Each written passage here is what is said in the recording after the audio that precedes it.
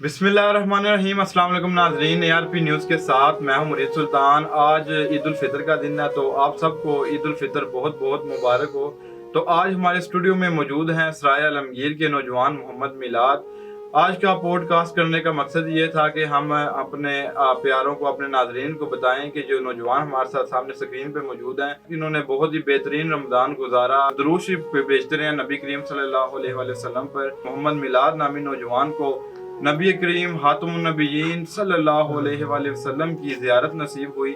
इसी सिलसिले के हवाले से आज हम पॉडकास्ट शूट कर रहे हैं, तो मिलवाते हैं आपको मोहम्मद मिलाद से। अस्सलाम वालेकुम। वालेकुम सलाम। कैसे हैं मिलाद भाई? ठीक है अल्हम्दुलिल्लाह, ठीक ठाक। आप सुनाएं? आप ठीक? अल्हम्दुलिल्लाह। सबसे पहले तो आपको ईद मुबारक। खैर मुबारक, आपको भी ईद मुबारक। खैर मुबारक। सबसे पहले हमें ये बताएं कि ये वाकया कैसे पेश आया, क्या किया कि रात को सोए तो ख्वाब में नबी करीम हातमुन नबीयीन सल्लल्लाहु अलैहि वसल्लम आए, तो इस हवाले से हमें कुछ बताएं। ये आज से ना तकरीबन 1 साल पहले, तो मैं आपको ना पूरी तफसील बताता हूँ। ठीक है। जब से मेरे अब्बू की डेथ हुई और उसके बाद मेरा एक दोस्त था अवैस, ठीक है। की डेथ हुई, तो उसके बाद ना मुझे ऐसे एंजाइटी और डिप्रेशन रहने लगा।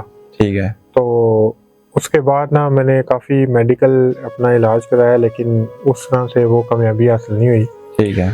तो फिर मुझे एक डॉक्टर साहब थे इस्लामाबाद के, डॉक्टर जवेद साहब, जो उन्होंने मुझे बताया कि जब किसी इंसान से गलती हो जाए ना, तो वो नबी करीम सल्लल्लाहु अलैहि वसल्लम की बारगाह में पेश हो के ना अल्लाह के हुज़ूर माफ़ी तलब करे, तो आप भी अगर उनकी शफात करें ना, तो अल्लाह ताला रहमान है, रहीम है। तो हुज़ूर के साथ फिर अपना जो कनेक्शन है ना, वो स्ट्रॉन्ग करने के लिए दुरूद शरीफ जो है सबसे वो की है, पावरफुल की है। दुरूद शरीफ पढ़ना शुरू किया 4 महीने पहले रोज़ाना 10 दफ़ा, फिर 100 दफ़ा, फिर 150 दफ़ा, 200 दफ़ा, ऐसे मिकदार ना आस्ता आस्ता शुरू हो गई। ठीक है। इस रमज़ान के अंदर ना मैंने दुरूद शरीफ को ना बड़ा अनलिमिटेड पढ़ा है।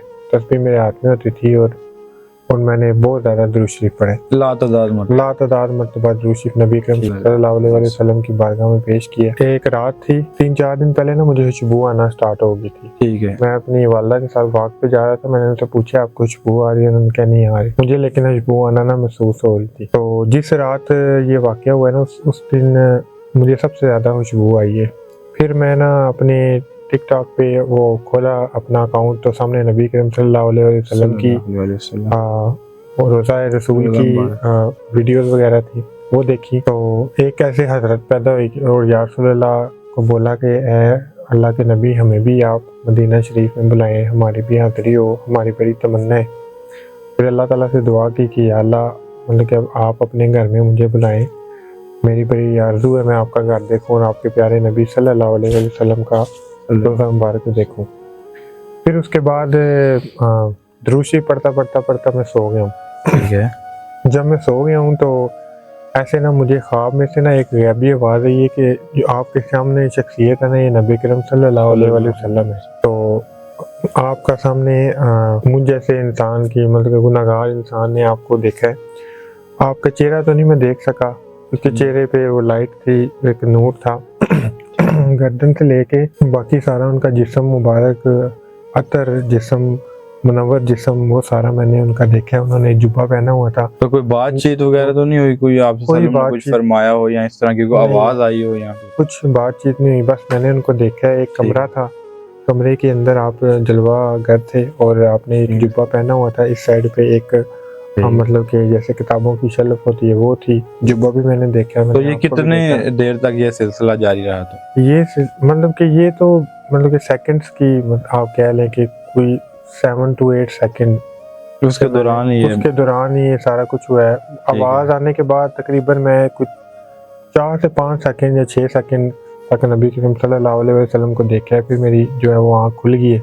फिर उसके बाद कैसी थी कैफियत, क्या थी? सुकून मिला है क्या? खौफ ज़्यादा भी हो जाता है कि मेरे साथ गुनाहगार बंदे के सामने? मैं आपको बताऊं कि मैं मतलब कि जब ये ज़ियारत हुई है ना, उसके बाद से लेके ना मैं मतलब कि अभी तक 6 दिन गुजर चुके हैं।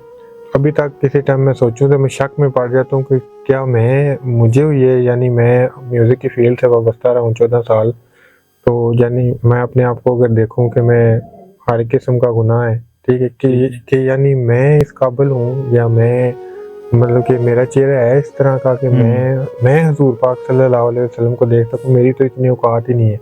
वो तो मतलब कि उनकी शान तो वराउल वरा शान है। तो ये है कि तब से बड़ा ब्लेस्ड फील कर रहा हूँ अपने आप को ठीक है। कि ऐसे हज़ूर पाक सल्लल्लाहु अलैहि वसल्लम को हज़ूर ने अपना करम किया, अल्लाह पाक ने अपना फजल किया है। ठीक है, तो अभी जो म्यूजिक का आपने बताया कि म्यूजिक को वाइंड अप कर दिया, क्या म्यूजिक- जिंदगी में चेंज आया इसके बाद?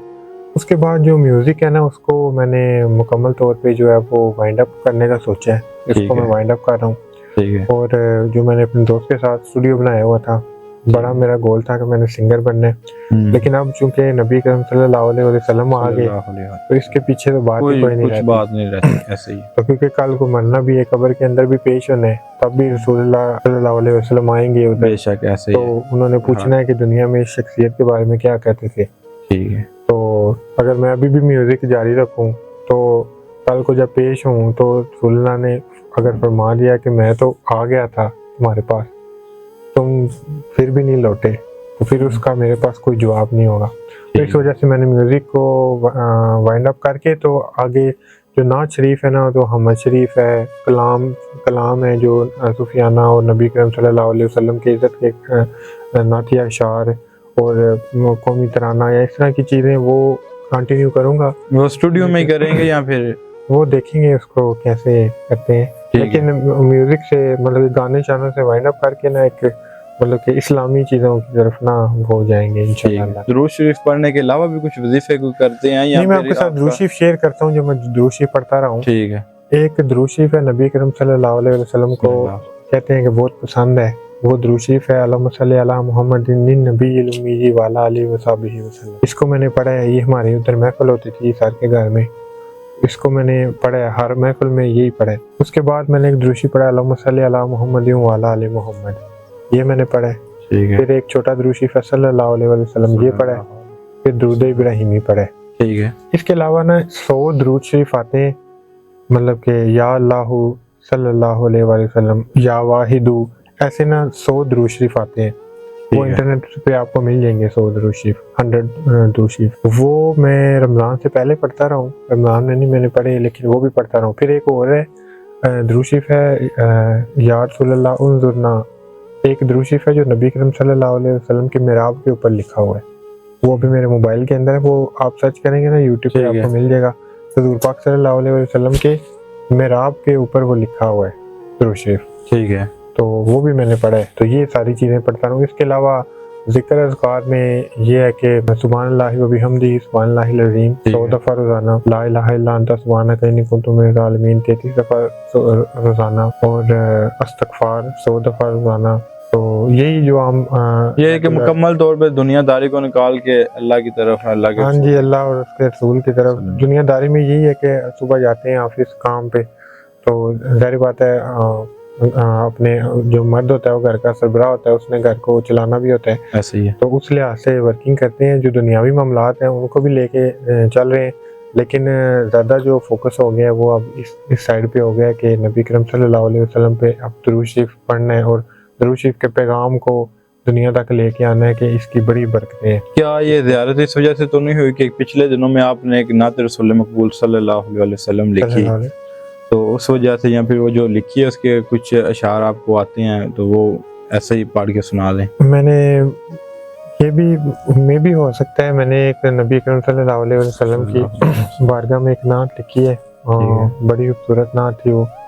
तो वो मुझे भी मतलब कि उसको प्रॉपर याद तो नहीं है उसकी चीज़ें, वो मैंने कंप्यूटर सोच के एक लाइन ऐसे एक जैसे कड़ी से कड़ी मिलती जाती है ना, वो पूरा होता है सिस्टम, इस तरह मैंने वो लिखी है। क्योंकि पहली नात है तो उसमें वो कमी बेशी भी हो सकती है। अभी मैंने किसी उलमा को पहले दिखाऊंगा कि इसमें अदब के सारे दायरे मुकम्मल हैं। जब वो उसको पास करेंगे तो इंशाल्लाह मैं दोबारा इधर हाजिर होऊंगा और आपको इंशाल्लाह नात भी सुनाऊंगा। इसके अलावा अगर आप कोई और नात सुनना चाहते हैं तो वो मैं आपको 2 अशार कोई दूसरी किसी नात के जो आपको याद है। मुझे एक नात है खुशबू है दो आलम में, वो मैंने कॉलेज में बहुत पढ़ी है, वो मैं आपको सुना देता हूँ। खुशबू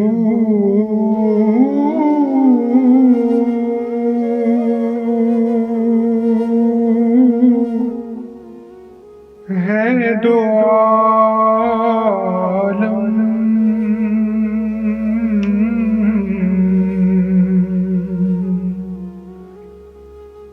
में तेरी है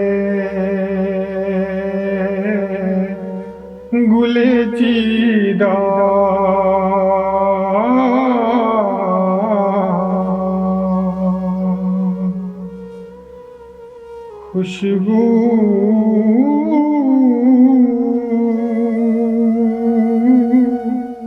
है दो आलम,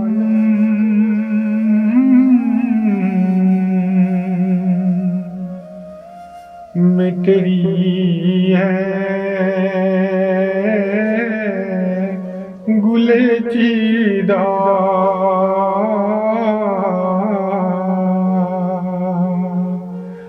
किस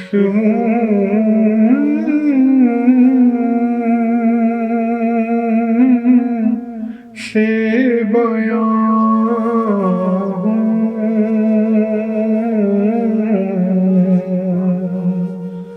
तेरे औसाफ़े हमीदा, किस से बयां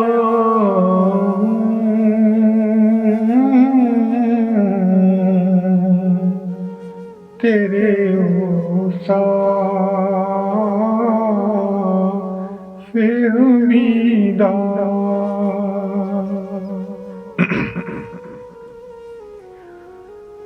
तुझ सा कोई आया है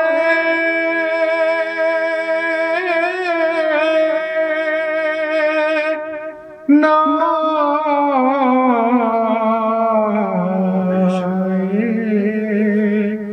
आएगा जहाँ में, तुझ सा कोई आया है ना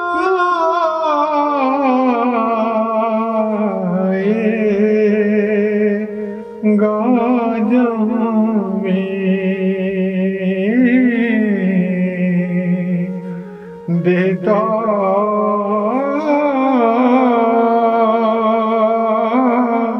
है गवाही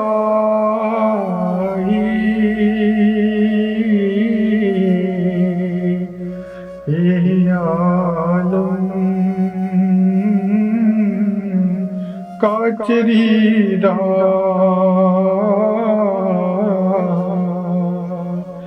खुशबू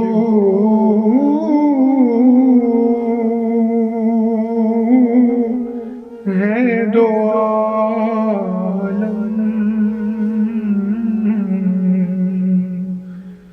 में तेरी है